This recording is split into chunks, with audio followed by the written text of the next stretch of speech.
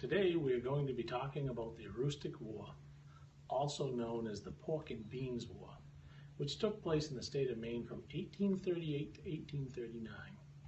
The Aroostook War was fought between the United States and the United Kingdom over the international boundaries between the British colony of New Brunswick and the state of Maine.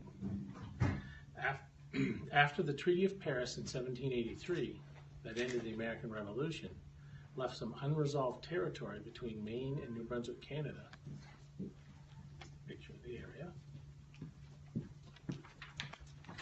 The land was sought out and because of the timber that was grown in the area and potential farmlands.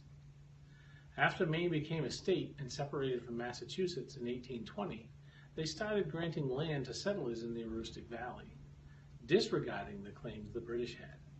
Negotiators from Britain and the United States tried to come to an agreement for some years and failed to reach an agreement that either party was happy with.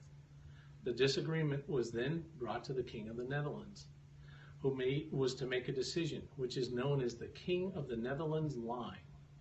In 1831, he made a decision that the people of Maine were unhappy with the judgment of the king, forcing the United States Senate to reject the proposal.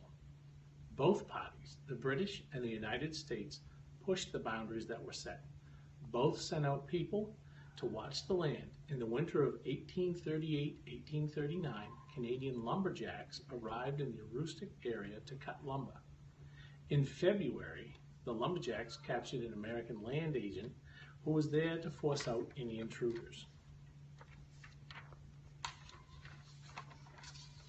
The state of Maine put pressure on the United States Congress to help with the matter. That Congress then authorized 50,000 men and $10 million to address with the issue.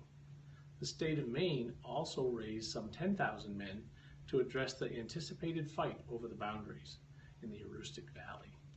Before any blood was shed or confrontation, General Winfield Scott arrived in Augusta, Maine in March of 1839 by President Martin Van Buren's order to try and keep the peace.